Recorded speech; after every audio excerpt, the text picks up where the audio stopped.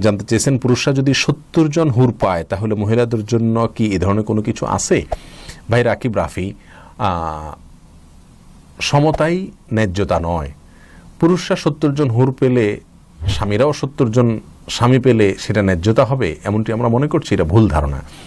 দেখুন, একজন পুরুষ তিনি একাধিক সঙ্গিনী পেলে আনন্দিত হলেও মেয়েরা সচরাচর সৃষ্টিগতভাবে আল্লাহ সুবহানাহু ওয়া তাআলা তাদেরকে এভাবেই সৃষ্টি করেছেন যে তারা একাধিক জীবনসঙ্গী নিয়ে সাধারণত সুখী হয় না। আপনি বলবেন যে অনেক মেয়ে তো তাহলে পরকীয়া করে, অনেক মেয়ে তো বহুগামিতা করে, ইত্যাদি ইত্যাদি। এটা একেবারে বিচ্ছিন্ন বিষয়। ন্যাচারালি আপনার বিষয়টি সেরকম না আসলে। আর সবচেয়ে বড় কথা হলো, জান্নাতে আল্লাহ সুবহানাহু ওয়া তাআলা মানুষের যে মানসিকতা, মানুষের যে চাহিদা, সেটা আল্লাহ সুবহানাহু ওয়া তাআলা সৃষ্টি করবেন জান্নাতের উপযোগী করেই সেটা থাকবে।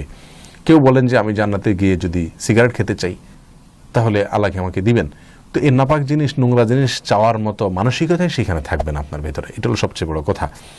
আল্লাহ সুবহানাহু ওয়া তাআলা নারীদেরকে, মেয়েদেরকে এমন কিছু দিবেন যাতে তারা সন্তুষ্ট হয়ে যাবেন, এবং কি দিবেন কি না দিবেন বিস্তারিত সব কিছুর বিবরণ কিন্তু আমরা জানিনি। নবী সাল্লাল্লাহু আলাইহি ওয়াসাল্লাম সব কিছুর বিবরণ আমাদেরকে জানাননি।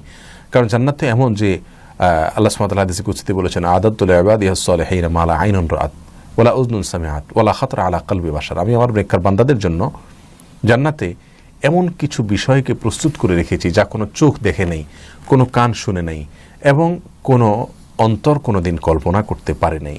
অতএব প্রিয় ভাই বন্ধুগণ, আমরা জান্নাতের বিষয়ে আল্লাহ সুবহানাহু ওয়া তাআলা কাকে কি দিয়ে খুশি করবেন সেটা আল্লাহ সুবহানাহু ওয়া তাআলা একমাত্র ভালো জানেন। একজন একটা জিনিস পেলে আরেকজন ওই জিনিসটাই পেতে হবে সন্তোষের জন্য, ব্যাপারটি কিন্তু সেরকম না।